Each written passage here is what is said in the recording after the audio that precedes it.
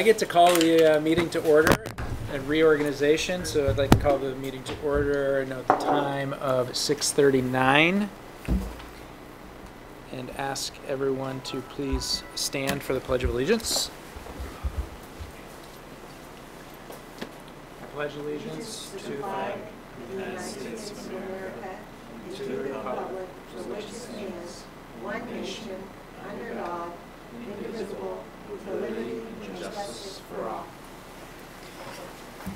And I would ask Tori to please lead us in a few minutes of mindfulness, please. Yes, we need this today. All right, so we're going to just sit and remind ourselves why we're here. And right, just take a deep breath in. Out. Breathe in, fill your lungs. Out. Searching for a place of calm inside.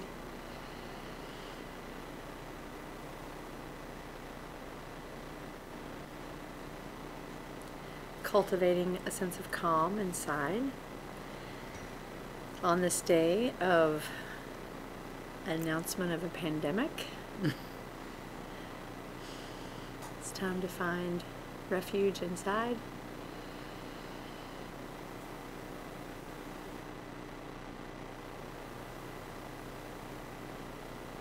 Being in the moment of caring for ourselves, those we love,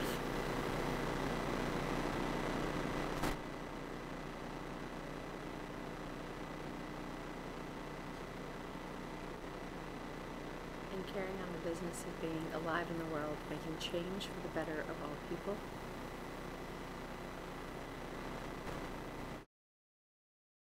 And we come together to govern for the better of Winooski.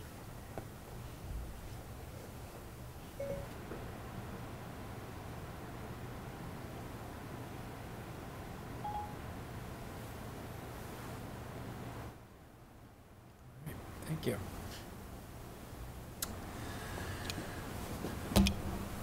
So the second portion of the agenda begins with reorganization. And so we have two newly elected, congratulations, Mike DeCaro and Tori Cleveland. And so we need them to take the oath of office, and we need another resident of Winooski to lead them through the oath, which is written here, and then have both the newly elected board member and the resident sign the oath. So, Mike, let's see, do you have yours? Or did you already? I got Tori's right here. Oh, Tori's right there, so Margaret has agreed to great. help us out. How fun is this? Do I need to put my hand over my heart? It doesn't say any of that. It just feels like it should. I Tori Cleveland, do solemnly swear do solemnly swear that I will be true and faithful to the state of Vermont, that I will be true and faithful to the state of Vermont, and that I will not directly or indirectly that I will not directly or indirectly do any act or thing injurious to the Constitution or government thereof. do any act injurious, Do any act or thing do any act or thing that to be injurious to the state of Vermont the or the Constitution or government thereof. Constitution or government thereof. I do solemnly swear I do solemnly swear that I will faithfully execute the office of school board member I will faithfully execute the role of school board member for the Winooski School District of Winooski, Vermont, for the Winooski School District of Winooski, Vermont, and will therein do equal right and justice to all persons, and therein will do equal right and justice to all persons, to the best of my judgment and ability according to law. to the best of my judgment and ability according to law.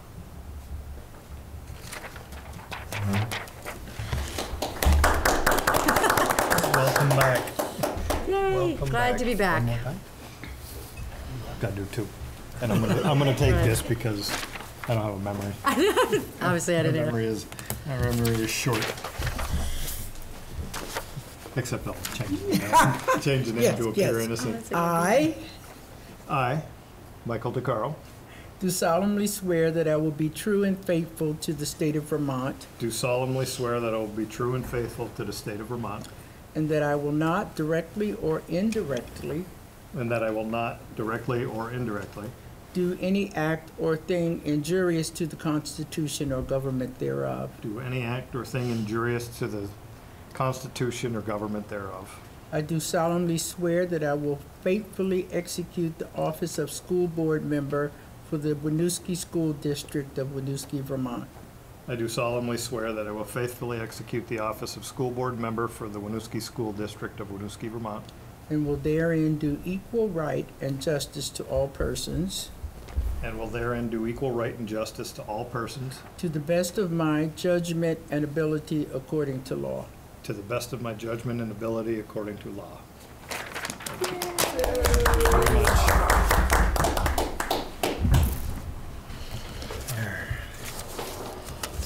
Okay, so now the board needs to elect a president. So I would ask for nominations for the role of president of the Winooski School Board. I nominate Michael DeCaro. I second it. Any other nominations? Hearing none. I'll take a motion So moved. So moved. to accept. So moved. So moved. All in favor, please say aye. Aye. Aye. Aye. All right. Thank you. Tori did. Welcome back. Yes, thank you. One more time. Oh, I almost sang a Hamilton song. One last time. Sorry. Come on, man. Okay. Oh, there's that one too, right? Moving right along. I know. We'll keep this thing moving because they get a little antsy. So, moving on to the election of secretary slash clerk. I guess, Alex, that was you the last time, I think, right? That's the role to do the Thursday signage of the bills. Do we need to Any- nominate? We will need a nomination if there, I nominate Alex Yen. anybody else want it. Okay. All right. Any other nominations? No? Alex, is that okay? Okay. All those in favor? Aye. Aye. Aye. Opposed? Okay. Welcome back again. Thank you. And yes, and thank you. So the next piece here is the board members' code of ethics, our policy 4.7. This one here to me is probably one of the biggest things that we promise both to each other and to ourselves and the district to make sure that we keep these things in our view. If anything causes you to believe that you've got something that's going against these, we've got to get it on the table and keep things open. So we will sign all of these. Do we have to approve this one? Do they just sign it after we're done? I think this was just Yeah, I think you're just to signing sign it. it, You don't okay. have to, yeah. Anybody have any questions on that one at all? Again, to me, this is probably the most important document we're going to sign all year for this one, so. I would love to have a copy of that once we all sign it. Okay. Like for my personal, Okay, that and It's always the, nice to remember. that and the oath as Yeah, well? yeah. Okay. All right, so I will leave this here.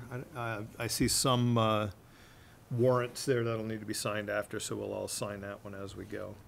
The other one is adopting a Roberts Rules for small boards. We've done this for the past few years. It's just a little less formal than the full Roberts Rules, a single motion mostly, without a second necessarily. And some other small adaptations, so I think we will rule on that one, just so we don't run into it later. I would accept a motion to adopt our board using Robert's Rules for small boards as we move through the year. So moved. Okay. Any other discussion, comments? All those in favor? Aye. Aye. Committee assignments. we've had, I think in the past, we've had communications and parent engagement as a separate item. In putting the agenda together this time, we put a slash in between them. I think they pretty much come part and parcel of the same piece, that is what we're after in most cases from the board looking out. And then there's the negotiations, capital project, and we've got ongoing right now the Charter Commission. Finance. Yes, thank you. We will add the finance as well. So, Tori and Margaret, you guys have been the communication and parent engagement. Is that something you would be willing to continue and move through with? Tori and I had some discussions that we'll get to as we get them into an agenda here at some point. Take that one to a deeper level. I think that one is the one that, as a board, I think we all feel the same way. We got to find a way to get out and get back that interaction. So, we'll go Margaret and Tori on the communications and parent engagement. Hi, Sophia.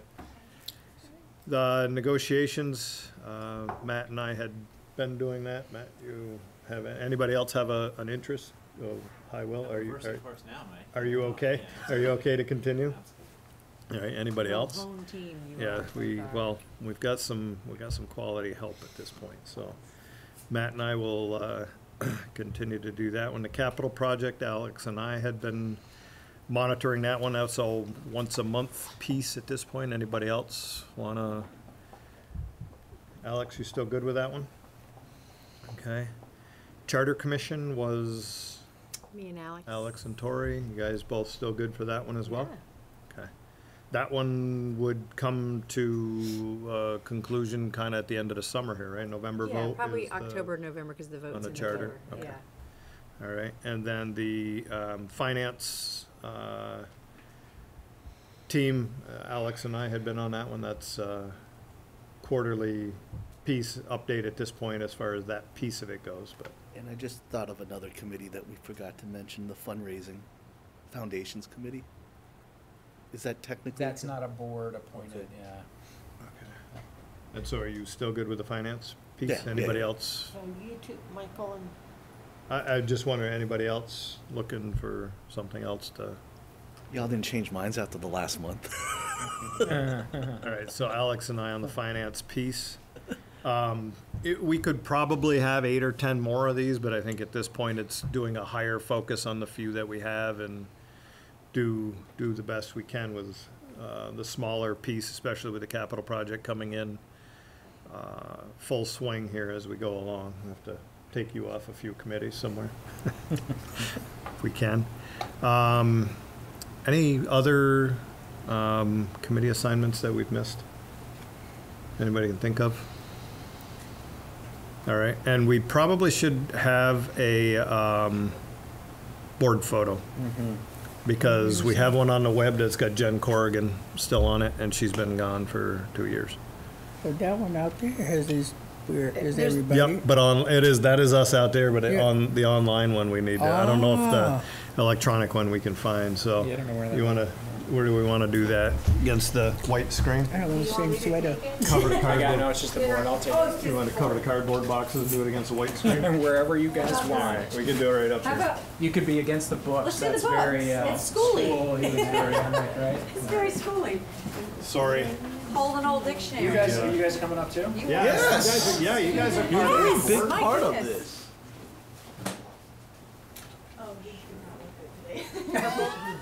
I always dress up. Why, because he's the tallest? How about one on each side? Yeah. We need balance. We need balance. Balance. All these old people. All right, 1, 2, 3, smile. All right, one more. pictures. I'll just do a burst of 27.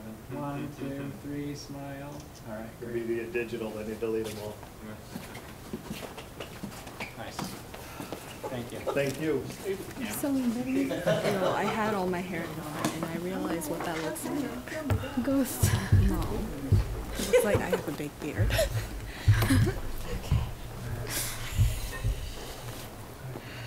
So, for an agenda review and adjustments, I was gonna say we lost, but agenda review and adjustments, I would like to start that piece with a thank you and a recognition of Brenda for 3.5 years of service here and helping us out create the minutes.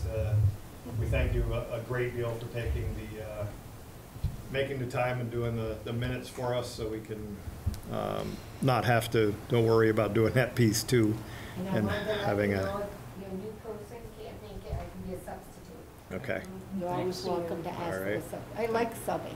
Oh, good, good. That's very nice to know. We like to leave that impression if we can.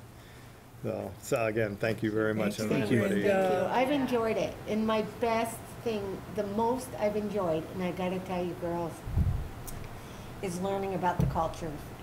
I work at Coffee Cup with a very diverse group of people, and now I know them. I can relate. So I want to tell you, I've enjoyed that. Okay. All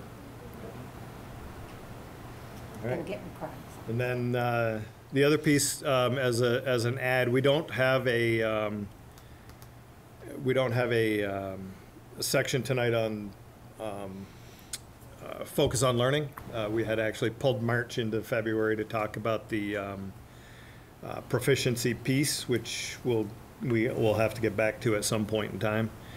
But in its place, I'd like to, Sean had mentioned we probably should do a COVID-19 update and where we are, rules we're following. So if you want to take that one. Yeah, so just to note before we get started, there is hand sanitizer up on the desk, Kleenex if needed, all that good stuff. Bathrooms right outside, and plenty of soap in the bathrooms and so forth. And we are really stressing to staff and students and to families, that the most important thing that we can all do right now is follow the universal precautions that are being recommended by the CDC and the Department of Health, such as washing our hands frequently and coughing into our elbows, and limiting contact as much as possible with people who are showing symptoms.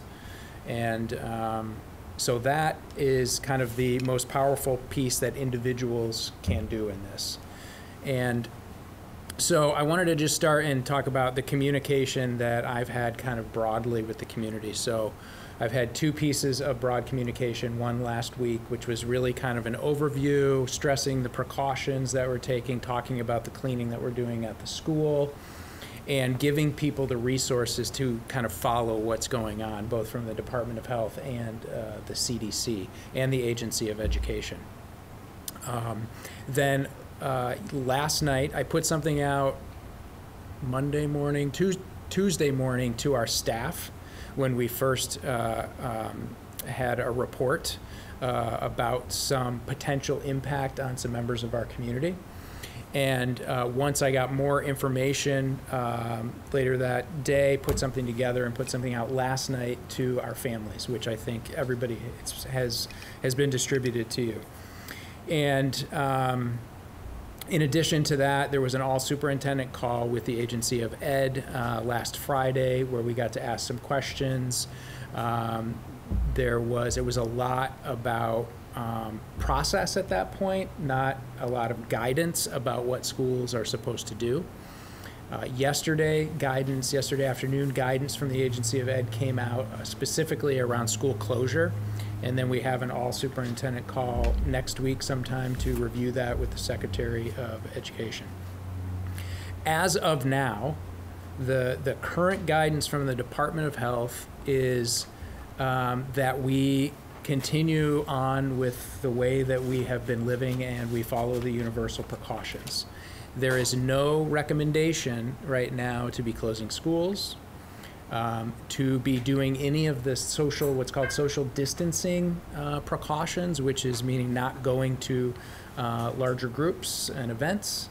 And you will see that some schools are already starting to cancel some events. I just got off the phone 20 minutes ago with somebody from the Department of Health because I'm starting to receive a lot of requests for some events coming up and asking, why aren't we canceling those when another school has? And the Department of Health has reiterated that their recommendation is that you don't have to cancel those. And the schools that I have talked to that have canceled events or have closed schools have not done that in conjunction with the Department of Health. They are making those decisions at the school level. I think a contributing factor to all of this is the amazing amount of media that is being put out there. It is the responses that are happening in higher education, with many colleges closing, sending students home early, and finishing out the year within online environments. And there are some schools, particularly in Washington, public schools, that are doing some of the same. So we are looking at all of those options. Online learning, I do not believe, is a good option for us. We do have plans to continue our food service if we were to go into closure. We would need to figure out whether we were going to try and continue some type of learning in some way, shape, or fashion if we were to have some sort of a closure. So that's what's going to be discussed in the future. With all of the media that is happening, it is creating quite a bit of interest and some anxiety and panic amongst all stakeholders. Staff members, students, parents, and so a lot of my time has been spent trying to get the right information from the health professionals, put it in such a way to all of our stakeholders that says we need to listen to the health professionals about how to manage this, and not make, I should not be making health decisions without expertise coming from the Department of Health about how to do that. I think the upcoming, well, some of the other issues that have been arising are parents are concerned if I keep my student home and there's excused absences, are they going to be penalized somehow? And what I have been telling some parents, although I did not publish this in what I sent out, was that if you keep your student home, that is your decision as a parent, and we respect that. We still have to document that. If you consider a letter when you get to 5, 10, 15, 20, or 25 days of absences punishment, then yes, you will continue to receive those letters. My hypothesis is that the state's attorney is not going to want us to make attendance or truancy referrals if a student was out because their parent thought it was in the best interest to not send them to school. We always send documentation to the state's attorney that talks about what we know about why the student wasn't present, whether there was an illness involved, whether there was travel involved, or we don't know why they're not coming to school. So the other kind of common concern I'm getting is, why wouldn't we cancel all of the events to prevent spread? And the way I'm responding to that is, I am not an epidemiologist. It is not my position or of expertise or in any way to make that determination, and that is why I continually consult with the Department of Health, and they're telling us what to do. Specific to the situation that we have that may be a little bit different is that we did have, as was outlined, we had some parents and some students who were notified that they had been in a hotel in Boston this past weekend, and for one night, and they were notified by the hotel that some folks who had some confirmed cases of COVID-19 had been in that hotel 2 weeks prior. So they were notifying all of the clients, the guests that had stayed there, so that they would know. The community member or the parent found out about this through the media, was not contacted directly by the hotel, and did the right thing and contacted us, and we did what all of the guidance is, which is refer them to their primary care physician and the Department of Health, and then they take it from there and then they tell them what to do. Where we run into challenges sometimes is confidentiality, specifically HIPAA. So we cannot disclose people's names, what their treatment might be, even if they have told us. And so right now, what I was able to say, I put in the email, because I'm trying to give as much information to reassure people while at the same time maintain respect and confidentiality for the people that are involved. We have on our website, across the banner, we have the click away on the banner that has my communication. It has all the websites, you know, for the Department of Health, Agency of Ed, and CDC. And this is, it's going to be continue to be monitored on a daily, even hourly basis. And I will continue to do the best that I can to make good decisions in conjunction with the Department of Health and communicate out in a timely manner to all of our stakeholders. And the last statement says, subject to change as more information is available. Yes. On everything. So. Yep. And I would just ask all of you, if there are things that you're hearing or people are communicating with you that we follow the same procedures that we normally do, you can certainly ask people if they have been to the website and seen all of our information, and if they've read through that. If they have specific questions kind of about their children or the school district and what we're doing, you can refer them to my office. And I made about 9 individual calls today to different people who had emailed or called to just try and have a personal communication with those folks. So how accessible has VDH been to you during this process? So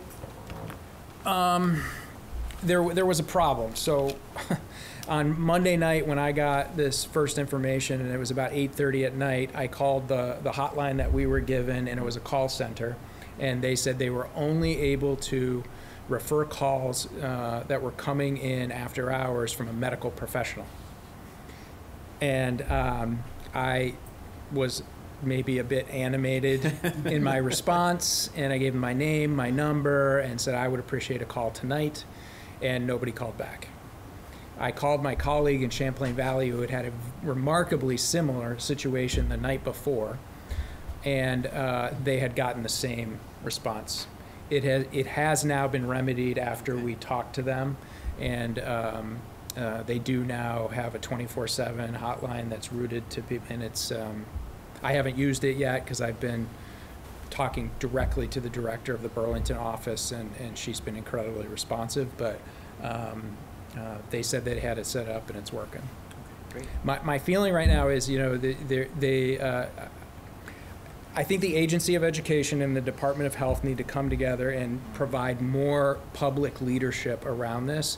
I think that they are leaving us in a little bit of a vacuum to make those decisions without more broad communication and leadership from those folks. I think they need to get out front and talk specifically about what people should be doing, addressing the concerns people have about spread and social distancing and testing. And you know, I've expressed that concern to both of those organizations. I don't know what will happen. I feel like I'm getting what I need because I have a very responsive local, or you know, the Burlington director. Have you brought that to Jeff Francis through the VSA to make it a statewide request that they get themselves together? And I brought it to Jeff Francis directly. I brought it to Dan French directly. After Monday night, I called him the next morning and told him about my experience. All right. The hardest part, as you said, is like there's this hysteria with higher education closing, Middlebury you know, everybody knows about the Middlebury case, but there are the social ramifications that went behind why they closed. One of them was, I know that their leadership board over there realized that if there was an outbreak there, this small hospital would not be able to handle it, and that is one of the main reasons. And I think some of that type of information gets lost in that. And so my other kind of question, to give you some of that kind of background information so that we can have better answers to talk, why is higher ed doing this and not local schools? Yeah. And I know that I was warned by like our dean of medical school, and when we were talking about this at UVM, was that don't overburden the doctors with all the symptoms. Don't go into the, call in, right? And that's hard for a lot of us in kind of containing this spread. My big point, though, is to also observe, knowing that there are a lot of social implications for certain groups that are going to be targeted because of this spread. Right.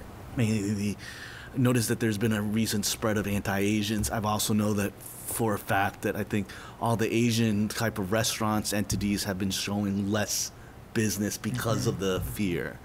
I'm kind of curious if, not that everything's a teachable moment, but are there things that we can do here that you can help with the students within the school to kind of address, some of those issues? Yeah. And then for every crisis there is, we should never let a good crisis go to waste. This is a good test of our communications. Right. Exactly. And I'm hoping that, when you can breathe again, we can look at what are the lessons learned that we could improve. Along those same lines of communication, how are we getting to the new American families to get directly to the parents? So in the first communication, what we did, there was translated versions of the universal precautions that we included in the email. And with last night's communication today, because it went out later in the day and the liaisons did not have time to translate it, because it was so dense, Kirsten worked on a synthesized version of that, and the liaisons say that voice messages are most effective. So I'll be getting those tonight or tomorrow, and they'll be sent out tomorrow. Okay. Any other questions, thoughts? Margaret, Tori, anything? Well done. From a student perspective, you guys see as much of the news, if not more than we do. Are you getting enough information? Do you feel like people are taking it serious? The students are taking it seriously anyway? I feel like we did get enough information about it. I get translated Arabic emails and calls, so my parents are well updated about it. But the thing is, I feel like in the high school especially, or I don't hang out with middle schoolers much, but I hear insensitive comments about the virus. I feel like it should be maybe a talk to students that this isn't a funny thing, like it took lives of some people. And I don't know, I just feel like there should be more education about that part, because Teachable moment thing, right? yeah, there are lots of memes and jokes out there, and they're popular with younger generations, like my age group. So I don't know how I feel about going to class and hear somebody say, I have coronavirus. I don't know. Yeah. It's not funny. Yeah. So, and also for kindergartners or something, maybe placing fun activities to teach them how to properly wash their hands. And I know hygiene is really important, but we should stress it now more. Set up good habits for later, for sure, as we go. Maybe as fun games, then it'll be fun. Yep. For little kids. That's how you teach, right? Yeah. Sophia, anything? I just think that as the coronavirus is spreading more around and less information is given to us because of HIPAA, I think some people might overreact because that's the thing to do when you're in a situation like this, and with the media being like, oh my God, it's coming to you, you gotta close schools. I just think that students might maybe freak out a little bit because they don't know what to do, and also because we're keeping schools open while others aren't. So I think we should make sure that they understand that this is not something to overreact about, because that'll just make the situation worse. I agree. I know some people who don't come to school because of it. So, and the flu is more dangerous. So maybe a little bit more education, but I think our school has been really good about communicating to different languages. Good to know. All right, anything else? And I'm sure you'll keep us up to date as always on everything else. Public comments, we're good. Consent agenda, I would accept a motion to accept a consent agenda as written. So moved. Thank you. Any other discussion? Can I do some celebrations? We can do some celebrations. Excellent. The fact that Winooski School won the 2020 Governor's Excellent Worksite Wellness Award 2 years in a row. Well done. That's huge to have an organization that is being honored for excellence in workplace wellness, because that's a really hard thing to accomplish, not just for schools, but all organizations. So well done that everyone's involved in that. Kudos to JC Putlitz, our JC. wellness Yeah. coordinator, who really leads that charge. Yeah, Yep. that's incredible. And also today, you both at the State House advocating for waiting. Yes. How'd it go? It was good. It was some districts that I didn't expect because of the impact on them. We had, I don't know, 8 speakers in the press conference and a longer list in the session that's probably still ongoing now. That was 4 to 8, right? Yeah. So the whole aim was to get these weighting adjustments into the education funding formula in this session. We know they're not. The ones the weighting factors we're using now do not represent nearly what it takes to educate the students, and the new weighting factors are hugely different than what they were, suggesting that we've been dealing with a random inequity for all this period of time because somebody just said, here, use this number. It's a start, but never did that deep analysis of what it would take. I did hear one comment that particularly rung out. I mean, there were all kinds of comments about, cuts that schools are having to make to keep the very basic of programs in place because of the funding formula. But one comment that came through that we've been seeing quite a bit over the past 5 or 8 years, and that is a 2.88% spending increase with a 15% tax increase. The complete lack of correlation to anything you do in that local in any given year to the actual tax impact. So that was a pretty big comment. A lot of it was rural districts, from what I had seen, from Northeast Kingdom, Windham County, the rural districts. That was one of the weighting factors that they had added in there. That was quite a bit different than I think we had now in the current factors. Burlington. And then was there. Burlington showed up, and they came after us. It's great that we had a presence pushing for equity. Yeah, and then Sean did the follow-on. That was the press conference up front, and then there was another session. Yeah, the Senate Ed Committee held public testimony for a few hours, and they also came to visit us yesterday, and Mike and Alex were both here to be a part of that. And while they were here, they met with 4 of our cultural liaisons, and they were incredibly impressed and compelled by the stories they told about their overwork and the challenges that the families that they work with face.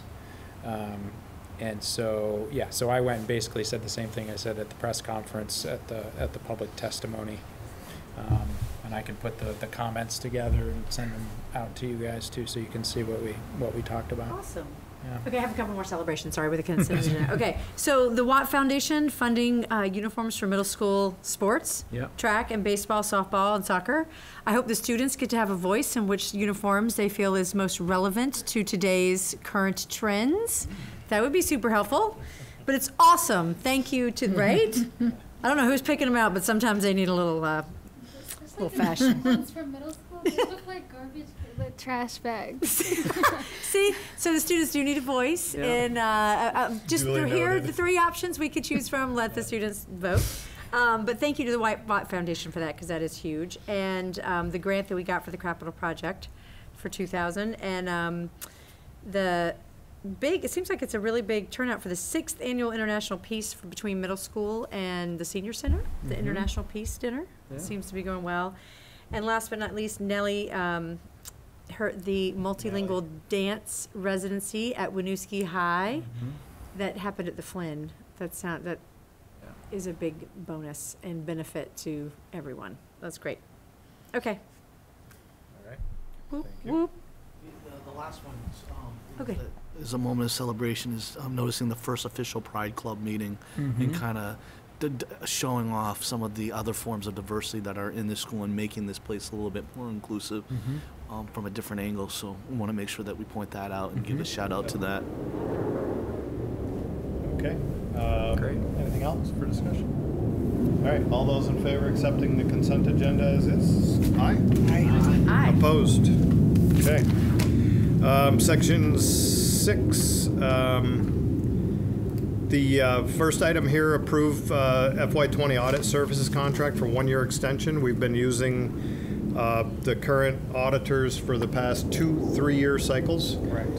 The previous one to that was about 9, I think, years that we had had them, and if not 8, it was over 7 or 8, and we had had a discussion at that point about changing up the audit services just to get a different viewpoint at one point, and a recommendation here based on our business manager transition here is to move to have the same group do a 1-year extension and do the auditing on the FY20 data, so that we don't have 2 things changing at the same time. So that's what this section is all about. Let's see, how do we do that best? So I would accept a motion to approve the 1-year extension with the current audit contract as written. Any other discussion as you read through this, or any other comments? Okay, all those in favor? Aye? Aye. Opposed? Okay. The discussion point here on the district treasurer election and the charter description was, let's see, it's got to be 3 years ago now. We went through a charter update based on Jim Tyser's request to have that an elected position for 3 years. It used to be an appointed position for 1 year at a time. And you got some choices on either end of that. The challenge we ran into this time is just missing, with all the other commotion going on, the fact that we needed a treasurer to run through this particular election. So I think this one here is just to put it on to the August. Yes, so we August. we missed it, and I apologize for that. My office, we missed it, and so we have to remedy that, because it is a 3-year term and it expires June 30th. And so as I wrote in the report, I did some research and saw what we could do. There was no language in the charter about what to do if this happens. Consulted with legal, consulted with the Secretary of State's office, also talked to the city about it. And we all agreed that it would be silly to do a special election for a single position, particularly a district treasurer position, this spring. And with the gubernatorial primary coming up in August, it seemed like a reasonable amount of time. And we have an interim plan with the current treasurer willing to continue on in July up until that August date. So there's no action required by all of you, but I wanted you to be aware, since that was a warning error and missing the warning, hence it's not on the ballot. So it's an official issue. And so at this point, we need to at least get the word out that the position is now open. Somebody would have to have a petition, 50 signatures, name on a ballot, the whole can of worms for a 3-year cycle. So I don't know how best to do that, Sean, if we have newsletter updates here over the next few months. Yep. And Front then porch we forum, can all of our probably hit different communication normal. channels we can And use. is that something we can ask Emily to lead the charge on, just to get the word out? Yeah. Maybe they pick up the petition to City Hall. Yeah, City Hall. so we get the Yep. same forms. Yep. So that will hopefully be, we need to check that one in June, just to make sure we've got somebody that stepped up and said this was something that I wouldn't mind doing, because it probably would have to have the petition in by the end of June, I would think, right, to get on the ballot, because we have to have ours in end of January for March, Yep. first part of March. So we want to make sure we get that going. What are the duties of a district treasurer? Go ahead. Well, it's all outlined in the charter very explicitly, but basically reconciling accounts and signing checks. It is a conversation for the future, and it may be a part that you want to discuss in the midst of the Charter Commission, because if and when there's some proposed changes to the charter, it would be nice to have them all at once, because it's a very lengthy process. So if you wanted to move towards a treasurer that's appointed opposed to elected, it is many more district treasurers are appointed by the board than are per charter, elected per charter in the state of Vermont. Is there also a reason why they're not part of the school board meetings? Is that just norm? Yeah, I mean, they're what they would tell you is part of the FMR, Sorry, 311. the financial management report that Okay. we, like what is at the bottom there. Yeah, and then they do an annual report that's included, a treasurer's report that's included in the annual report. Okay. And so the charter with the 3-year elected position gives you the stability for 3 years. The appointed piece means you got to chase somebody every year, but it also, gives you a year to see if that person wants to do it again, figure out if anybody else wants to do it, and then the appointment is, a lot cleaner from you don't have to get the signatures, but you need to get the people. So there's pros and cons to each path that we probably should, if we're gonna, like Sean was saying, if we're gonna have a charter change in anything, we have to change in our charter based on the city's November work. We should piggyback that all together. So we'll have to have that discussion somewhere along the way to understand how we want to go. And then all proposed charter changes have to be voted on. Right. And then they go to the legislature for approval and all that. So it's a And process. They scrutinize it heavily at the state level and make sure that it all lines up. No, it's just more, my curiosity is more on what's a district treasurer more, and then I guess I never noticed reading the report by the district treasurer in the annual report. Yeah. It just seems odd that they're off. To me, I know that the only reason I'm showing up on Thursday mornings is so the treasurer can sign the checks. Right. What does that mean? I actually thought he was a city elected position. No, they have their own treasurer. Right. Yeah. And so I guess I'm just not aware about this part of government. Yeah, it took me 3 years to know there was even somebody in here. So, I mean, it's always been, that's what they do. They come in, they sign them, get everything going, reconcile the accounts.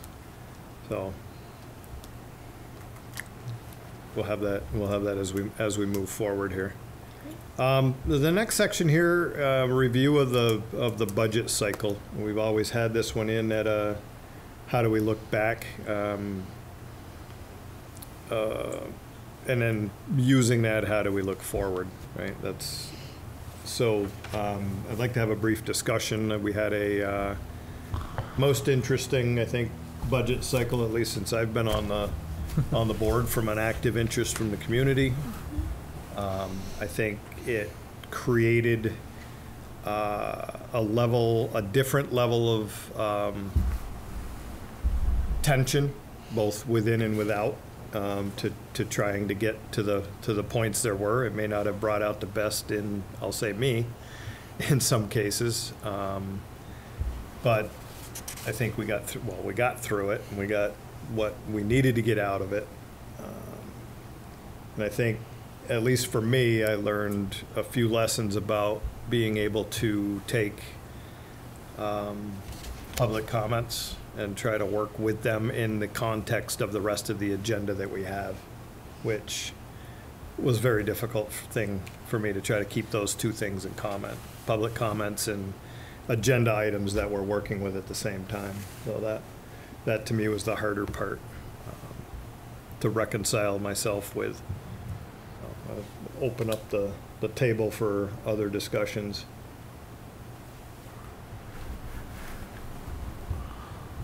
Well, I'll pause and say that this year was probably the first year that our budget buddies was not related to us, to a school board member, and I actually thought the budget buddies that did come were quite helpful and then proved very useful in some of the comments that they provided back on the Front Porch Forum and also at the annual meeting at the level of being able to speak up. And so I think I saw the true value in having a budget buddy in that level.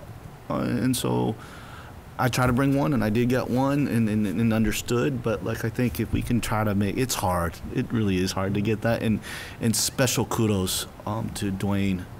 I hope I got his name right, Dwayne, Yeah. for coming out for not just 3 meetings, but 4, and then also coming out to the annual meeting when he didn't need to. Yep. So. Yep. Yeah, I think the budget buddy makes gives a broader view. And he kept asking me, he says, what if I don't agree with where you are? And I said, that's why I'm inviting you. Mm-hmm. And he wasn't really afraid to say it. So I think that that is the voice, those are the voices that we need to have in the room. It would be nice to have more of them as we go. So Because also we need that lens. yes, for sure. And also just say, I appreciate the flexibility of this group of willing to hold a special meeting on a Saturday when called upon within a week. That's often a reactionary because we probably didn't plan as well as we probably should in terms of like getting out the community and all that, but still the willingness of this group to, and thank you, Sean, and the staff, to open up a school on a Saturday at 2 p.m. to like do the whole budget and kind of walk through and have those conversations. All right. Anything else? Quiet group tonight. As always, as we go along, anything that does come up. What's that? I'm talking to Tori. Oh, okay. So, all right. Then the next piece of discussion, and have to accept superintendent monitoring report on asset protection, as was in the policy 2.6. So a few notes on this before you discuss. Number one, this typically has a letter of support from the finance manager. There is not one, given our current situation. And I just found in the evidence in section 5, I forgot to remove that sentence from last year about a statement being attached. So I will remove that. So, I mean, you have a couple of different options here for sure, right? I mean, you can kind of approve it with that technical change and the lack of the letter of support, since it's not mentioned in there. You could table it if you like until we have the interim finance manager is in place long enough to be able to put something in writing to support this. Yeah, or you can always, not approve it. Yeah. So it's just a little bit different this time because of the situation that we're in. So I would say, as far as the business manager's report, by the time the interim business manager gets feet on the ground long enough to really understand it 24 hours a week, what is actually going on to put a letter together to put in here, we'll have a new finance manager in place who will then need to get their feet on the ground long enough to understand the details in here to give us a letter to suggest that they're doing what they need to do. And by the time that happens, we'll be at our next year review cycle. So with all of that, one option could also be approve this, striking the letter piece for that, and hitting it again next year when we get to it. The other option that I didn't mention is you could just leave the existing one in place. I would not recommend doing that, just being a year old. I'd rather have either not have it at all, Okay. or rather than having something old, I think. So we've got a couple of options, thoughts. So we could just remove it from this evidence and keep compliance as we know for right now? Mhm. Okay. Yep. Knowing that, I mean, if we have anything that comes up in here, we can bring it back if there's Right. anything that comes up there, or when we get to it next year, we'll have a finance manager hopefully in place 10 months Right. to give that input. Because we could also just put a date in there when we're expecting to receive it. Due to extenuating circumstances, while we don't have it, right? I don't know if we Yep. want to document that.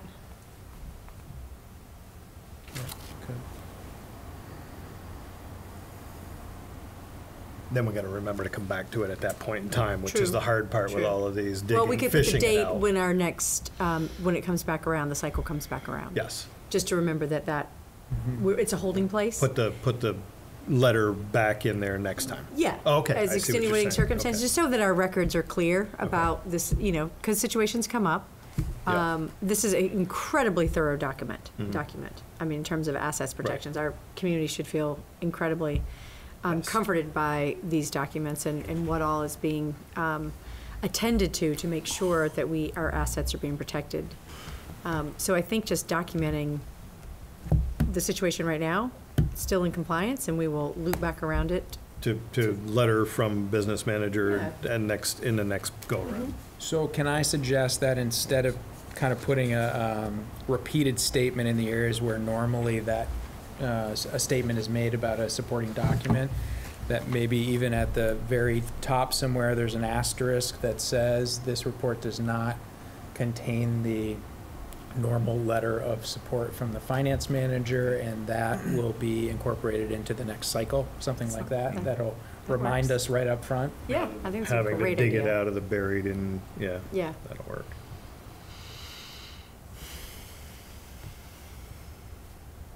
Right, and the rest of it is very thorough, so that definitely should be a good sign.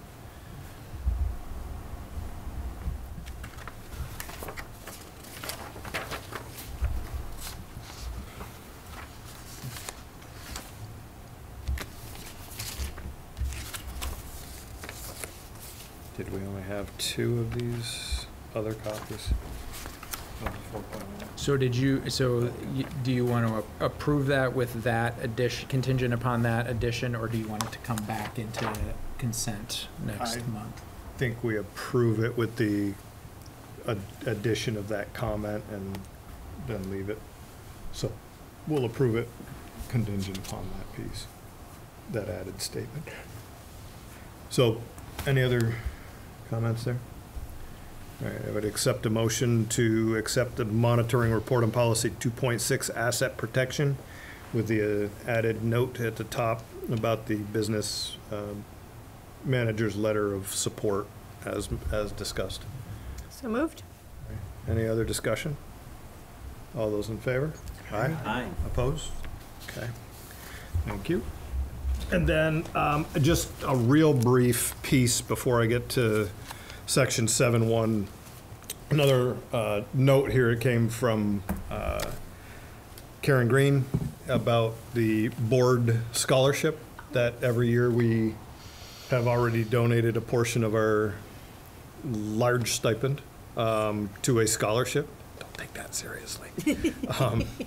To put a scholarship together. So she's going to put that, Sean will put it into his report next month that we have accepted this and continue with that scholarship piece. So I just wanted to let that know. And then I fell on my head, so I'm going to give you this. Yeah, I got to definitely fall square on that one. So when Sean and I talked on Wednesday about the agenda, the 4.1 governing style came into play. And I said, yes, I will have something to you by Friday morning that's updated and ready to go. And I didn't. So Glad to this know you one make is, mistakes. well, yeah. I've made 1 or 2. 1 or 2. And so the piece that I really, I had made a couple of other changes, but the biggest one that I did make is in 4.1.3. And I'm sorry, I didn't give you a copy of this. I forgot all about that. And this was the last time we reviewed this. The last time we reviewed this policy, it was evident at that point, and we had had some challenges with late or no notification of meeting absences, and some some obvious lack of preparation for meetings. And that statement was still in here. So I wanted to make sure that I changed it before we did this one, because that is significantly improved. We are all going to miss meetings, but I think the communication about missing those meetings has been timely in advance and understood. It is going to happen. They're not unnotified, if you will. And the other one is the preparation for meetings. I'm going to be the first one to admit, am I always the best prepared I can be? I guess things that happen. But for the most part, I don't see the tickling through all the documents at the last minute trying to catch up to what we're talking about that I used to. So that has gotten significantly better, and I appreciate the focus from the board on that one. And then I think the only other place that I had made a change that was of any real relevance was in the very last section, 4.16. And that said we are almost done. The original one said we are almost done going through our first pass of our policy interpretations.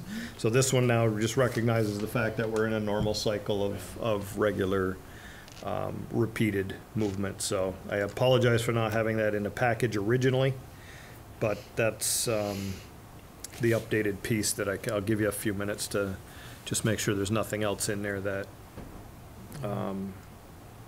catches anybody's attention.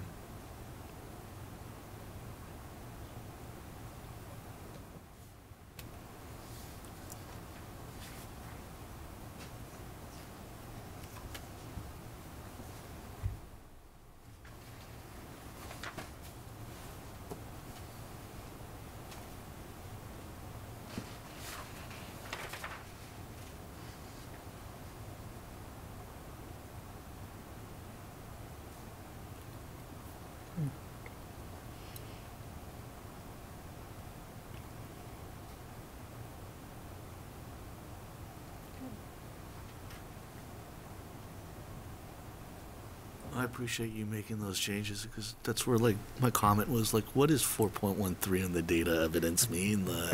Yes. I'm so confused. It was to make a point at the point in time that the point needed to be made.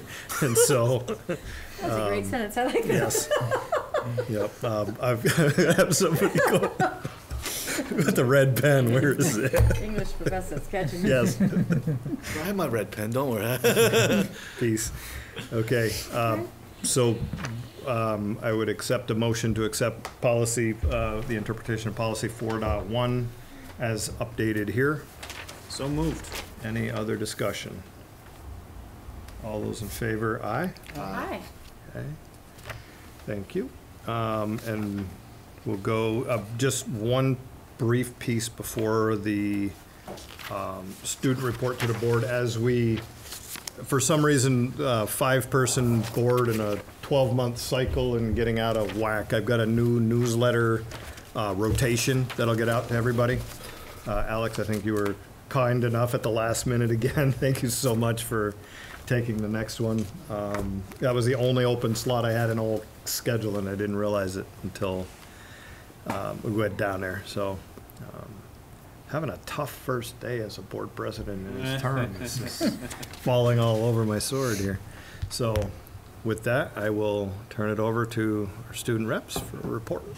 Okay, so we're going to talk about something that is kind of important to us, because as we're getting further into the year and courses are getting harder, and if people just want some help on their homework, me and Hiba have been using this website called tutor.com, and we find that really helpful because whenever we can't meet with our tutor in person, or since we don't have a tutor in person, we can go online and get some resources from other people that are just tutors online and are 24/7 on there.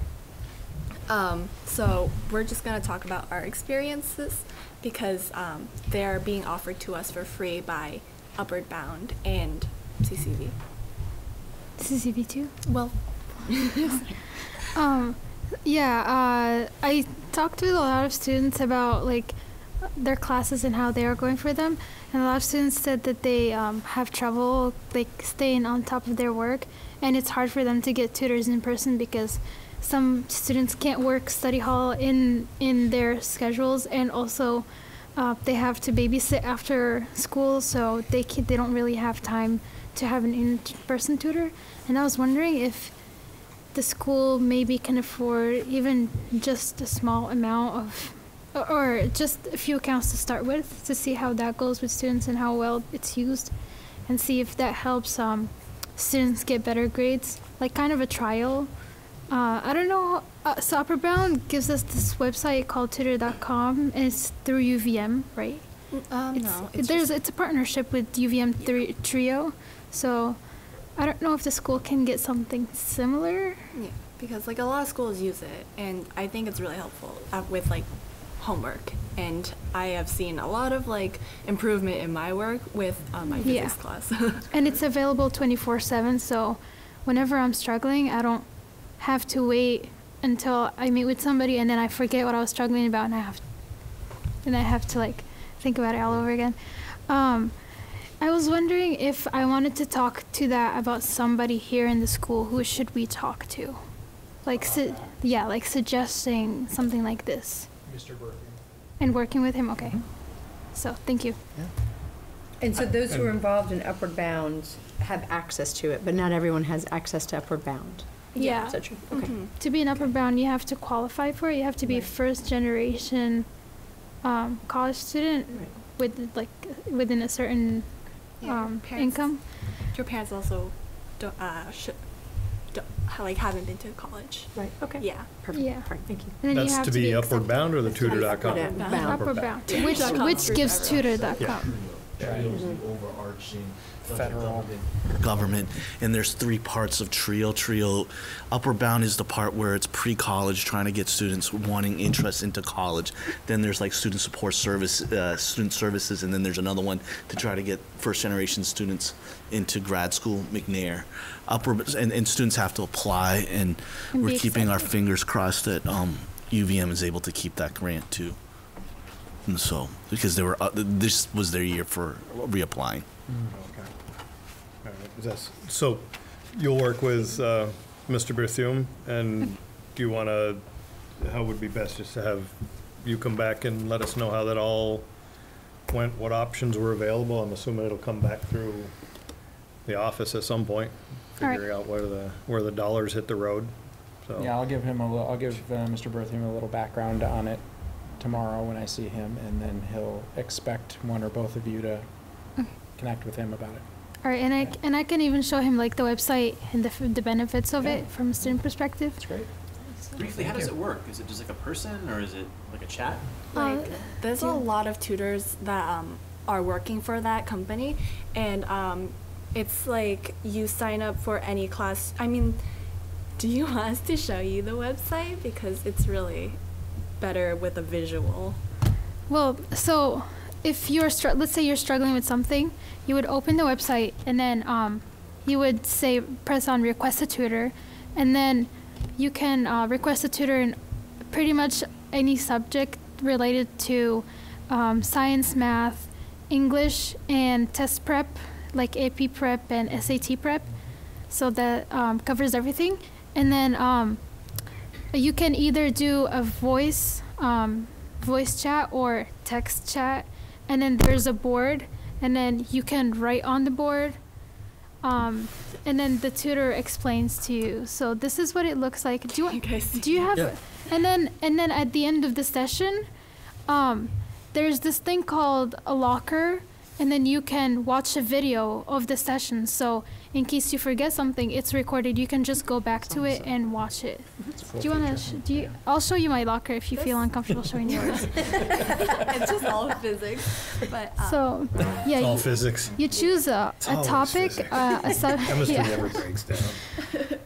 So those are the images. Yeah, but like this is what it looks like. Actually, It's my session. It's yeah. It also helps you with like SATs and AP classes.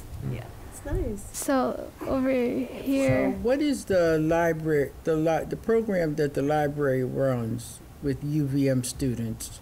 Is that not geared toward high school students? It is, but like some people don't have the time to like sit down in the library and do it because they have babysitting at home, so they have to go home instead of staying here. So that's an after-school thing at the Winooski Library. There's also like an 6 to 9, isn't it? 6 to 9. 6 to 9? yeah. I think they changed the time this year. Maybe. Pretty sure. My experience with that was when I went there to work with somebody. Sometimes there were kids screaming around the library, and that I can't focus like that.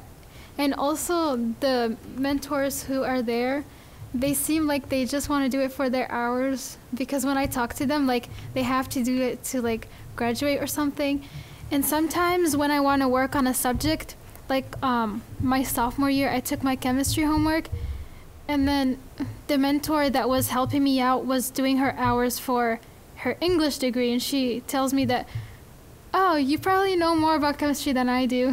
And I was like, oh, well, I'll go back home then. That's a tough spot to be in. Yeah, that happened multiple times. It wasn't, well, and then I was like, okay, I'll stop taking my chemistry homework. So I took my nutrition homework, and they were like, actually, I think we're doing something similar in my nutrition class. And then it seems like she was confused about it too, so. Well, that's good feedback for the library to have. Yeah, they get right? that feedback. And I don't know if you communicated that, but. So I'm sure they want to That's improve a their powerful services. Yeah, voice. absolutely. Because they're doing it Yeah. Monday through Thursday, 4:30 to 7:30. No, yeah. But I get that sometimes those times don't work for others, but I think improving the practice or Yeah. giving feedback on the practice I is have important. like suggestions, like for example, if a student wants to use their service and they want somebody who's more experienced in what they're having trouble with, like maybe schedule appointments ahead of time. Like I want to work on math, get me somebody who's more experienced in math, something like that. Is that, Hard part is because it is a service-oriented type of thing, and they're only getting the students that Right. want to do service to fulfill, I think, it's their education. Well, and I think it's a combination of UVM students and St. Michael's. Right, and then they're all trying to fulfill their Seems like it's credits. just University of Vermont. Okay. Yeah. My bad. Yeah, no, that's okay. All University of Vermont, Yeah. and I think it's just trying to find people who can do it. You know, it's tough. Must be hard for them to find tutors. But it's good that you can provide feedback and that you found another option that actually works for you. Yeah.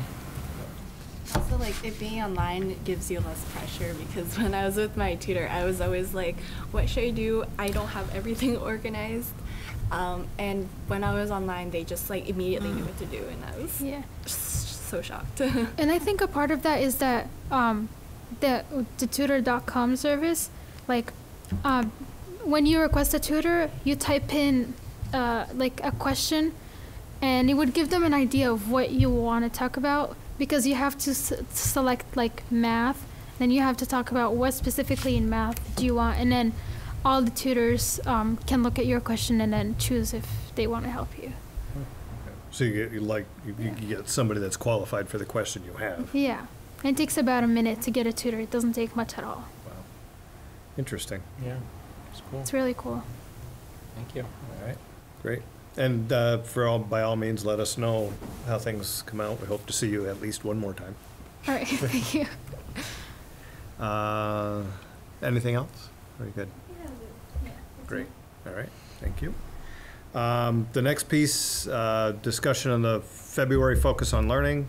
We were a couple miles apart from that discussion. I think between all of us, we were 10 or 12,000 miles in between us. So watched the I watched that portion of the meeting, and I just gave Tori the questions that Sean had sent to Jean ahead of time to see if they could hit the specific and targeted questions. It appears that they missed on a few of them, in specifically the report cards and the input on them. I don't know, Sean, your feeling, it looked like there was more of a broad description of the proficiency-based learning, and it didn't get to I think most of the questions were about the reporting and that communication. Yeah, the motion was about proficiency grading system.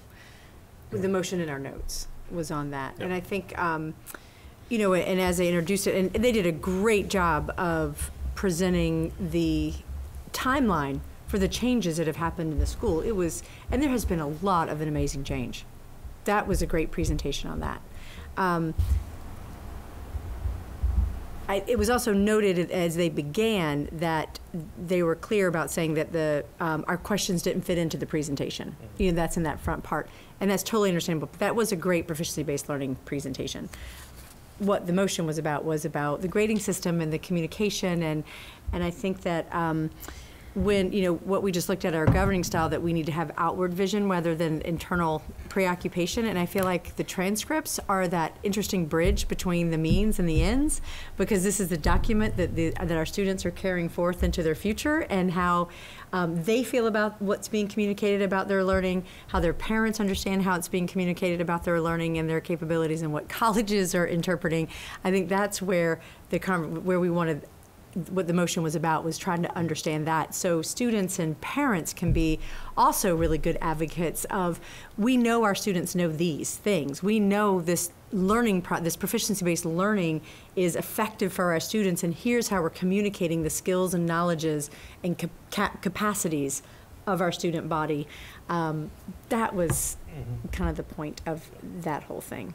After reviewing, Sean, after watching and rereading the questions, were there specifics that came back to you? And no, it was. I felt like it was hard on the video because I couldn't see you guys, so I didn't really know what.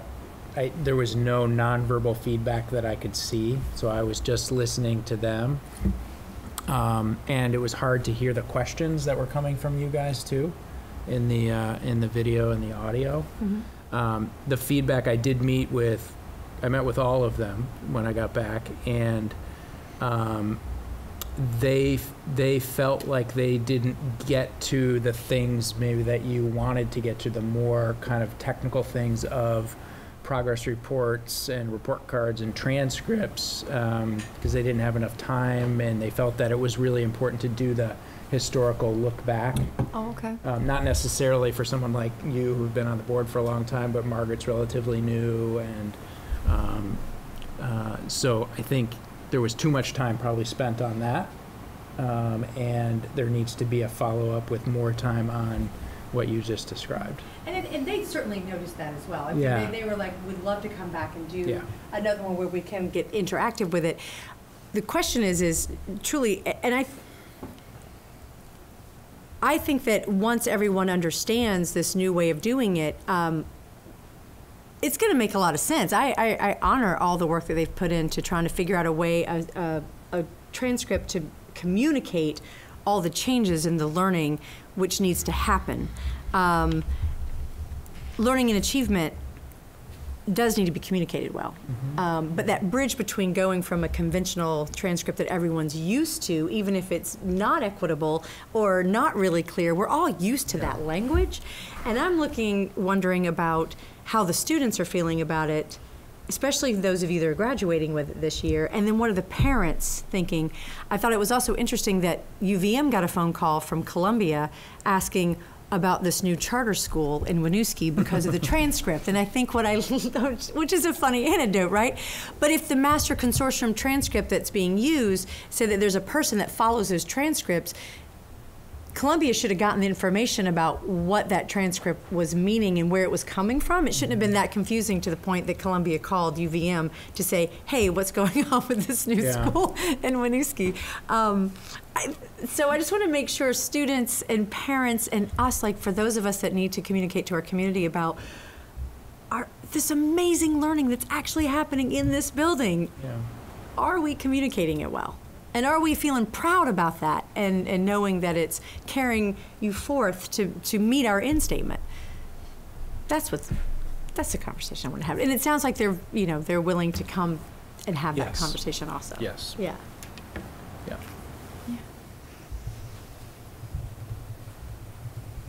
Did you guys have anything to add to? I just, Tori's elegantly said everything, and I was trying to get them directed at that and emphasize the piece of the reason why we want to know is not because we want to meddle, but because it is a big part of the communication for us to answer to our constituency, to the parents, to students. And it's hard for us to be advocates when we don't understand. Yes, and when we transition from access to National Honor Society, which we have indoctrinated in our culture that that's a big thing, regardless of some of the inequities that might come through that, right. We're striving. I know that you've probably strived through that through your education, right? And here at the last year, no longer is able to access that. Yeah. That's a concerning piece too. Yeah. So, what do we want to have come out of this? I know, I mean, is it just having Gene and company back to get deeper into the report? How do we get to the parent communication piece? Some of the questions that aren't checked on here were some of the things about, like, will the graduation ceremony change? Specifically, will some sort of honors be recognized? Will National Honor Society cords be worn? There's still the questions are on here that we were asking for. Is that your inventory? No, presentation. Somebody else checked these. I don't know. Yeah, I was going down through to see what got hit. Okay, well, that would be helpful to me to have something like that from people who were at the meeting. Is our transcript this was good enough, and these are the ones we need? Yeah. Is our transcript or lack of a GPA a barrier, to scholarships and tuitions and admissions? I mean, that's kind of what you spoke to it in the meeting also, Margaret, about that the National Honor Society is not going away. Right. And so how are colleges interpreting that, without that? GPAs, what do we know about that landscape? So maybe having some college admissions people in too to answer straight from the source. That would be fabulous, because we haven't done that. That was our... That's where I was going next, because when we had them in here the last time, we talked about proficiency-based, and that was the 7 transition. Years ago, It was, but we talked about the transition when we first started with the Nellie Mae, and the UVM team sat here and said, yes, we understand what those are and where they're coming, and basically we've got it. So I would be... We need to make sure they still got it. Hard pressed to see, well, now at least they'd have another 5 years worth of potential of receiving them from others. Yeah. Knowing more about what it is and how does it impact somebody who has a regular transcript versus the other. Heba? Well, I was wondering, how... I feel like I have a disadvantage, and other students feel like that too, because if you want to apply to competitive schools, there's always a section about your achievements. And something that's really big is National Honor Society, test scores and what awards you got in your school. And I don't know if we give out any awards anymore, you're doing good work. It's because now we're focusing on what can you do at your own pace instead of what can you achieve during this time period of your school career. So I don't know what to write whenever I fill out anything and I get to that section. I'm just well, I'm doing well in my classes. We're doing proficiencies, and I don't know. I make a recommendation that I know that the CEO for Coalition for Colleges, which is supposed to be a competitor for Common Apps, is actually living in Vermont. She actually just stepped down as the VP of Enrollment Management at UVM and to take over as CEO, which is a mass. The Common App is the common, the popular application to apply to a lot of schools. She's now taken over as the CEO's College for Coalitions, which is supposed to help increase access, and the whole mission is to increase access and help students of first generation to understand the college process and what is important. She lives in Colchester. She's expressed, her as Stacy Costell. She's dying to wanting to work with this. This might be a good opportunity to bring her into the board to kind of talk. And also, if you want to meet with students, and because it's going to be a two-way street for her too, to learn how do we actually make the application process and apply much easier for students. And she's expressed total interest of wanting to be part of the conversation here. If you're interested, I'd be happy to provide the contact and lay the groundwork for that and stuff. Do we incorporate that with requesting UVM, Champlain, maybe St. Mike's admissions team in to understand it? Is that part, can that be part of the same conversation?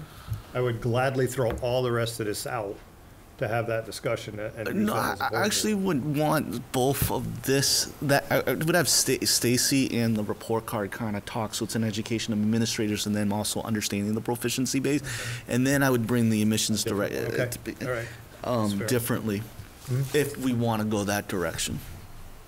I think I would like to hear how the colleges and the admissions departments, at least in the area, are dealing with the different types of report cards, transcripts.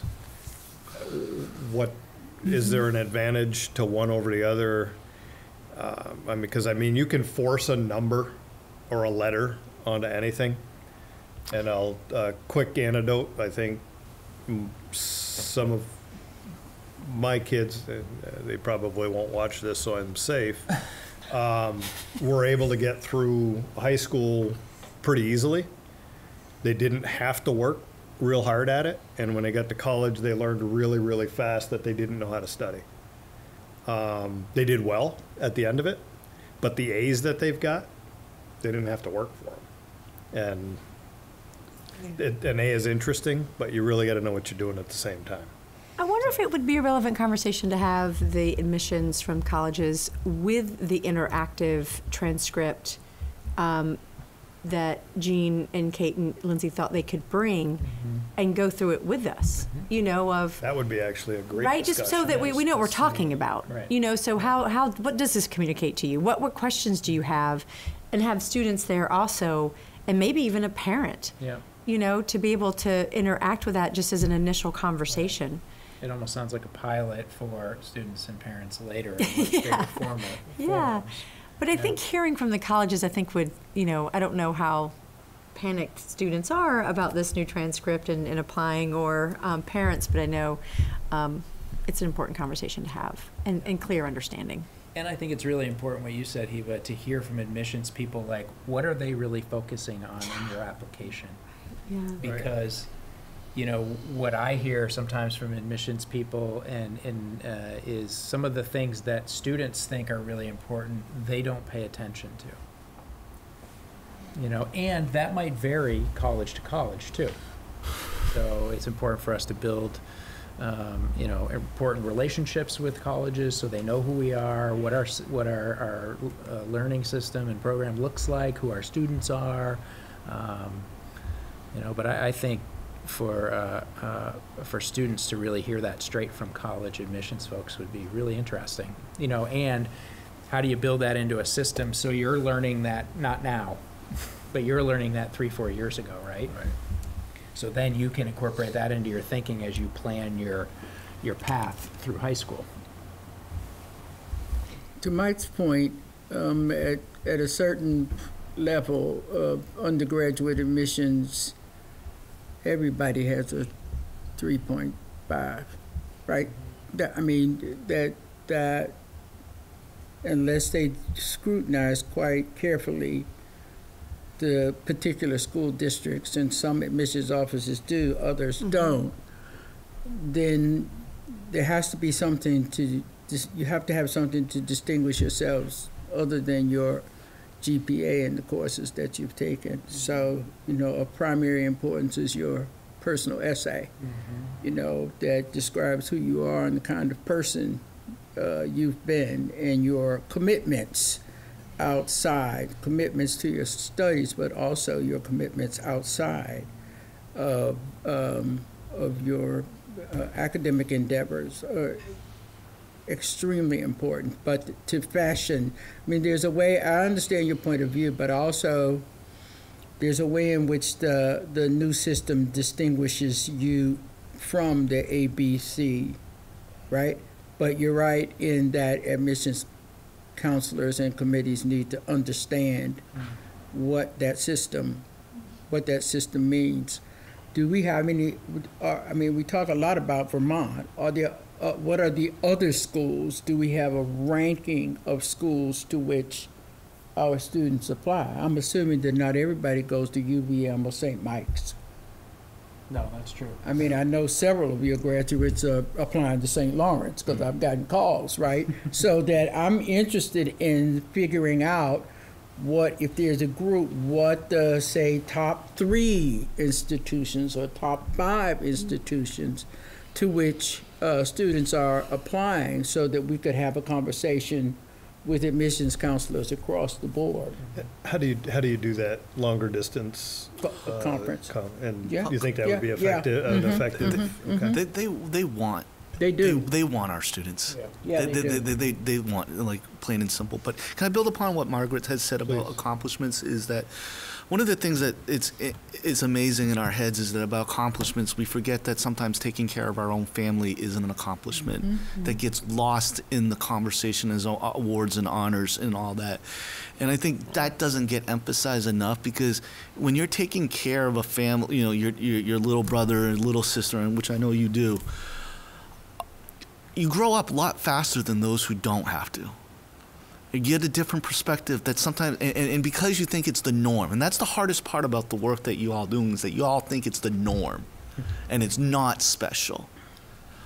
I don't know what we can do to keep on emphasizing those things are special, and those are the things that schools are also looking for. They're not just looking for the awards because they had the time. And that is one of the things that I get worried about this district sometimes, is noticing how many of our students are actually taking care of family members, not only your siblings, but also being the main translator for your parents and dealing with some of the grown-up stuff that some of us don't ever have to do. All right, those are like real important things that I don't think you realize how important it is. That maturity level, especially as a college freshman, are huge, because they get you off on a much better leg than somebody who has to learn a lot of that responsibility, timekeeping, working under pressure, which you probably have to. But and more equally important is facility and fluency in languages other than English. American students don't do that, right? So to emphasize, that I am a multilingual person is extremely important, and also rare in the context of the sort of general American high school culture. Having said all this, I still agree with you about honors and awards. That there are historical, the Honor Society, the I Dare You Leadership Awards, all of the DAR, whatever they are, whether we agree or disagree. There are historical awards that high schools bestow upon their best students. And so it's part of a cultural narrative, and it's important to be able to say, right, I'm a member of the National Honor Society. Until we have a culture shift that makes that not so important, then I'm 100% understanding that position and what it means to you and what it means to your families, based on the sort of cultural narrative about the importance of these honors and awards. Yeah. And it would seem like as we begin to understand more, and we can promote and explain this new transcript, it's going to allow us to show that the learning is just as rigorous, and that possibly a little bit superior to the conventional transcript that's steeped in inequities and bias, right? I mean, I think we can get there, and I think that that's a good tool to get there, but we just got to find that bridge. Yeah, but the other point is that the folks who are recommending you, the teachers need to, whoever changed this, they have to do some work too, right? So in the context of recommending a student and talking about a student's academic career, then there ought to be some explanation of this thing within the context of a letter of recommendation, Base yes, piece. This is what, Sophia excelled in whatever it is, and this is what, we don't do A's, B's, and C's, but this is what it means within our particular academic context. I mean, it requires more work from teachers, but if this is what the district signed on for, I think it's their obligation to make it as easy and accessible to admissions counselors. It shouldn't just be their job to try to explain what the curriculum is. Extension The of the work that's teachers, been yeah. done. That's a good point. Great. Yep. Is there a way that you can communicate some of the messaging that, that we're giving to you all, to your other classmates? Because there is a wealth of information that has been given in this kind of room here.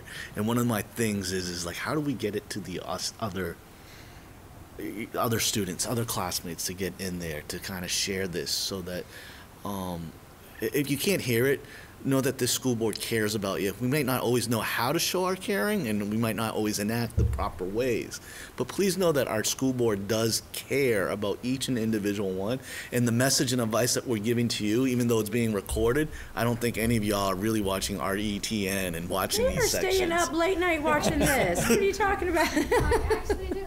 And if you are, then let me say thank you for doing your, really doing the job of a student rep and sharing that knowledge. But please make sure that it's getting to the students, and we'll keep on working on that communication Yeah. component. And of if there's anything we can do to help, any forum that we can help in, I'm sure you'll find a willingness. So Really hard because let us know. people only care when it's like when the problems are occurring to them, like right now. Like if you hear about it when you're a freshman, they're not going to care until like it actually reaches them. They don't have the context to Yeah. care as much as what you're experiencing. Also, Yeah. Yeah. I didn't know what the school board was until I was in it, so I think I want to be involved in like kind of preparing 8th graders to high school. I think there was a lack of prep for me personally, but I think they've been better about it. I've seen Lindsay presenting to like younger classmen about the proficiency is on my way to class from time to time. But I want to be involved in that. I think I should talk to her, like share my perspective and like emphasize how that they need to work hard and not take it easy because of this new system, and also that it's not impossible because some kids think it's impossible too. Can I say, like, I'm hoping that you're looking at the partnership with Lindsay, but as you all know, that when it comes to adults, sometimes you all just stop listening to us. But you saying the message to the 8th graders, and I'm not trying to put more work, note that I'm trying to find that balance. You got to take care of yourself too, you got that. But when you can develop programs where your classmates and you can also help feed that message that reinforces what the adults are saying, that's how we're really building a community and a culture of caring, and also of this notion that higher education is expected, and we believe that you can achieve these high bars of achievement. And so I encourage you to think about it from that perspective too. Respect is huge. Okay, so if I try to boil most of that down to where we need to, or we had talked about going, we had talked about getting the CEO of the Coalition of Colleges. Alex, you gave a name and a contact information. But to coordinate that with Jean and the team with the proficiency-based report card or summary, to have the total discussion about how does that fit in, how do we get additional students into that discussion as well, I think, to make sure we hit a broader group, maybe looking at targeting sophomores, ultimately. And juniors, Maybe juniors. You're coming in. I'm just trying to think if there's a specific crowd early. When do we want to try to do that? Is that like a next month thing, or is that a next year for next year's class? Without, I think before graduation. Do we have time to Let me squeeze see it if in? Stacy, I think Stacy.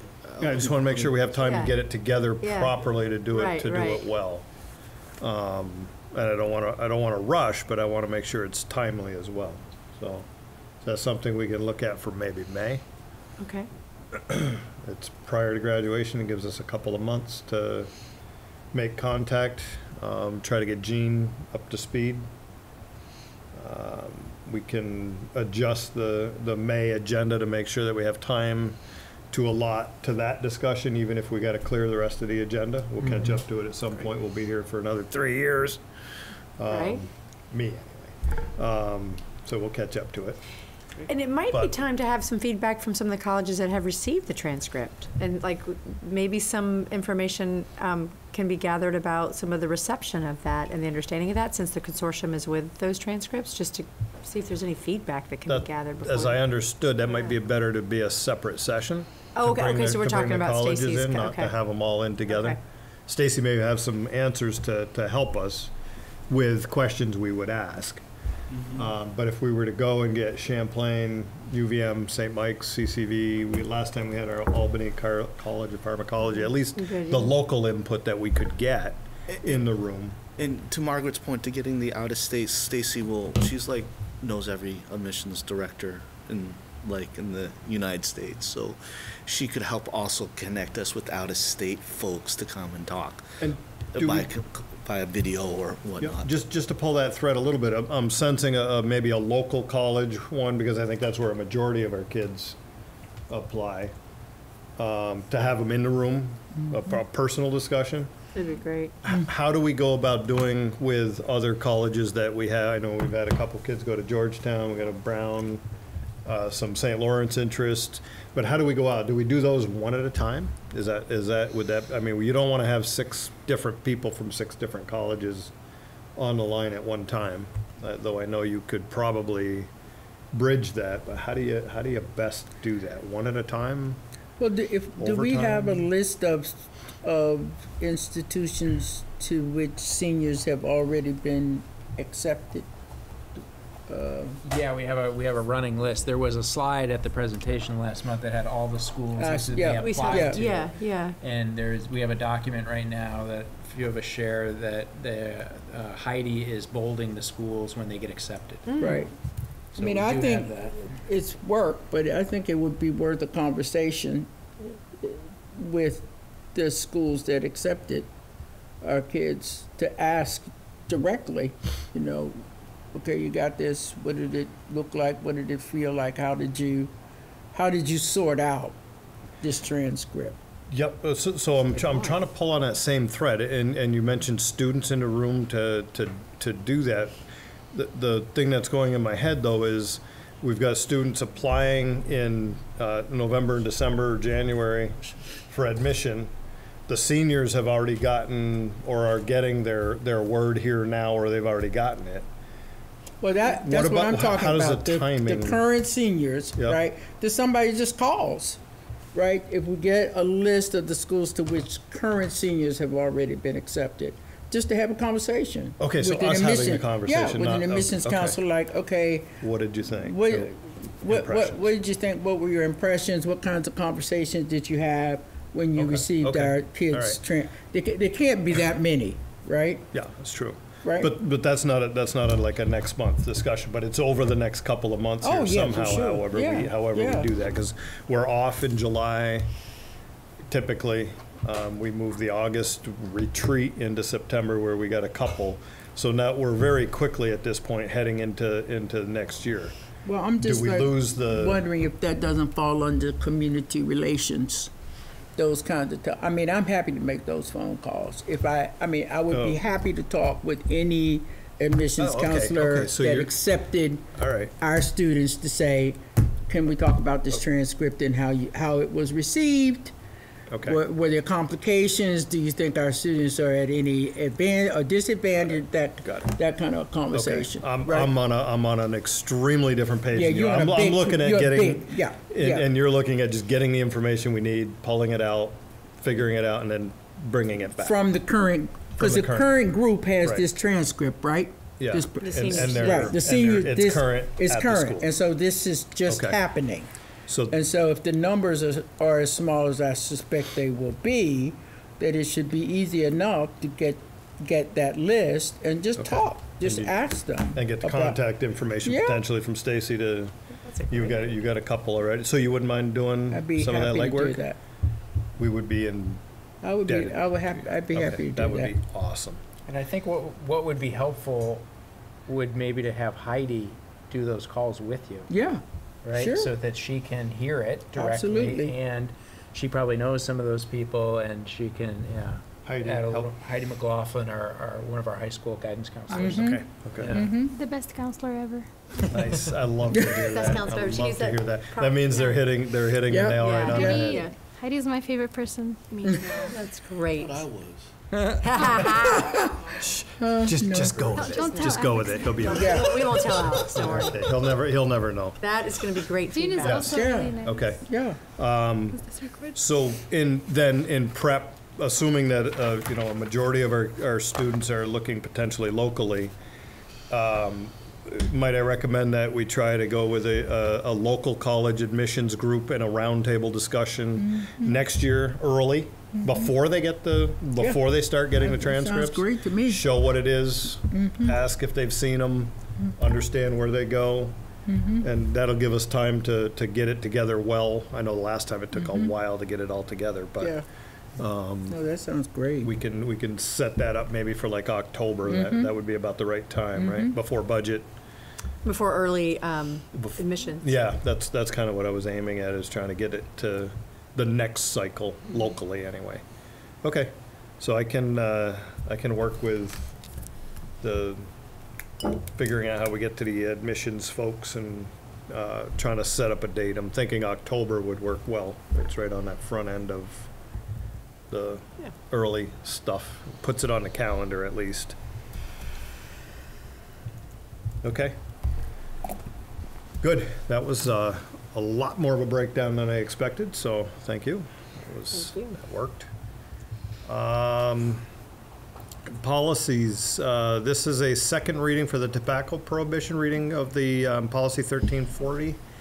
Understand this one came last time and had some questions about e-cigarettes and the Oh, right. potential, so we Yes. pushed it back. In the reading, it seemed like it took care of the electronic Yep. piece Yes. as well. Yep.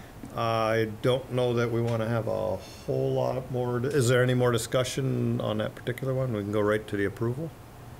I would- All I did, based on the minutes and the video, was take those references and go back and get the latest and greatest references around the paraphernalia and the substitute, because it seemed like the conversation was looking for something to be just a little bit more clear about vaping. Yeah.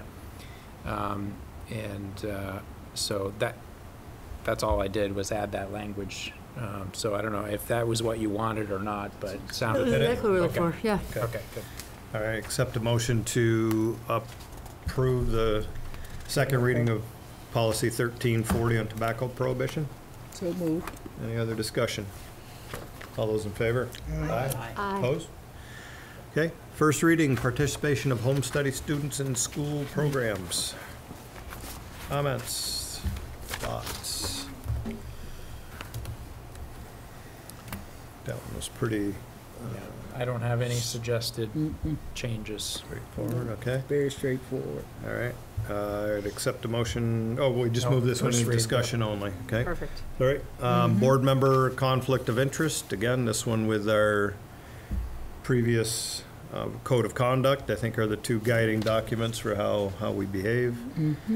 Any discussion there? They're pretty much exactly the same, Yeah. the Yeah. VSBA model. All right, that means we've already adopted, or they adopted ours. Not gonna go there. Any other discussion?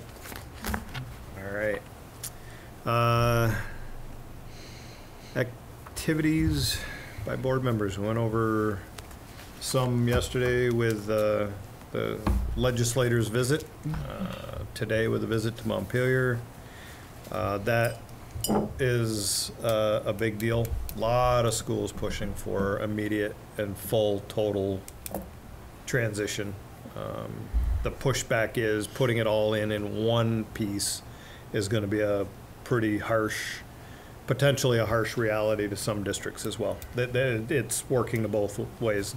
There's not only winners, there's losers in this, and the net is the dollars to pay for education in the state stay the same. So it just moves funds around. Any other? Just parts of that discussion that makes it kind of cool about Winooski is that there's plans and strategic planning on what to do with the money when it comes in, and it isn't like a windfall. I appreciate that, like Sean, every year with the budget plan has the 5-year plan to kind of see. Because I think in many ways, these things will only really work if it's really well integrated. And I just want to comment also, it isn't just like getting the money, but how well we're working with the city to help with the homeschool liaisons and showing their importance. How well we're working with the city in terms of the charter and looking at it. And I think that sometimes gets lost in these kind of policies. And like, and maybe this is me just patting ourselves on the back here again, you know. But I think we should take that moment and celebrate all that relationship building that we've done as a community, so that when it comes and we can fix the equities, we are actually truly fixing the equities and not just banking on the money to save taxpayers' money.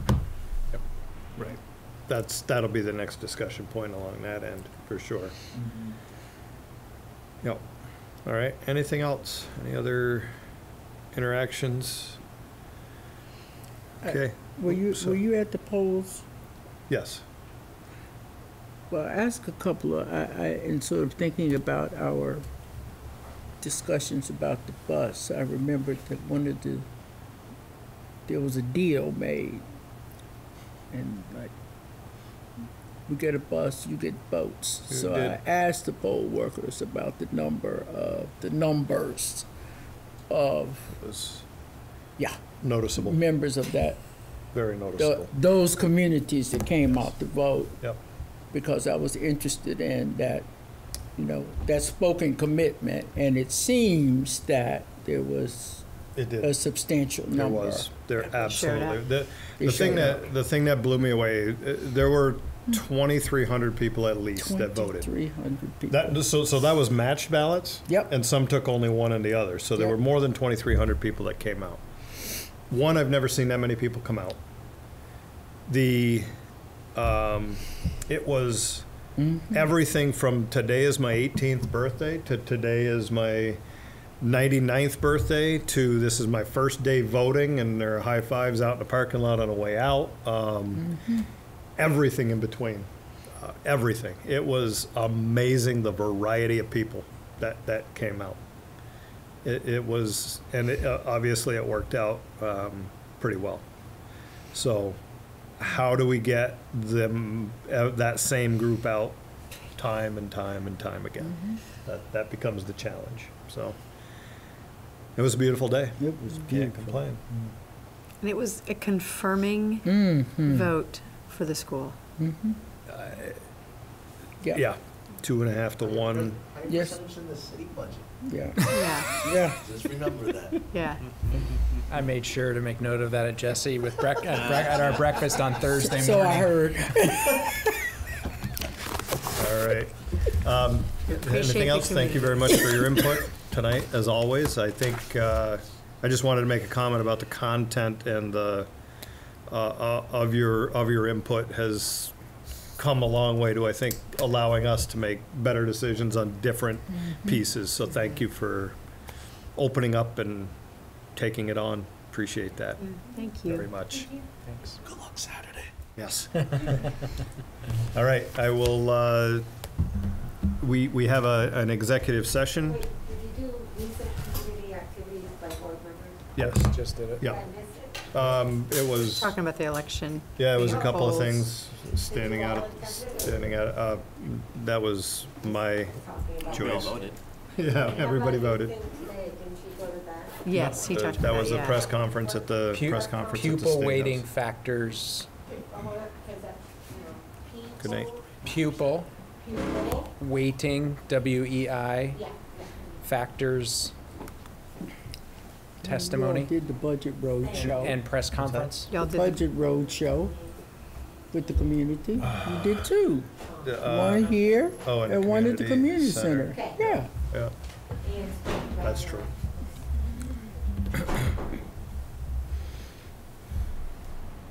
We also, okay. Like, Margaret's reminding us that we also did 2 budget road shows. Community dinner budget presentation, Thank you, Margaret. An annual meeting. an annual meeting budget presentation. So Margaret did that? No, they did. I was there, Oh, but did they? no, but Alex and Mike led Margaret- both. Oh, so board members attended? Yeah. Okay, Right. thanks. I think it's not, yeah. That's where the Are we punny saying supposed to- arose of the mic drop. Oh, yeah. Yeah. Yeah, Mike did. You should have seen Mike drop his mic. Thank you. Oh, you want us all to sign this Yeah, before? yeah. Yeah. So we're going to enter executive sessions for a labor negotiations update and a personnel issue.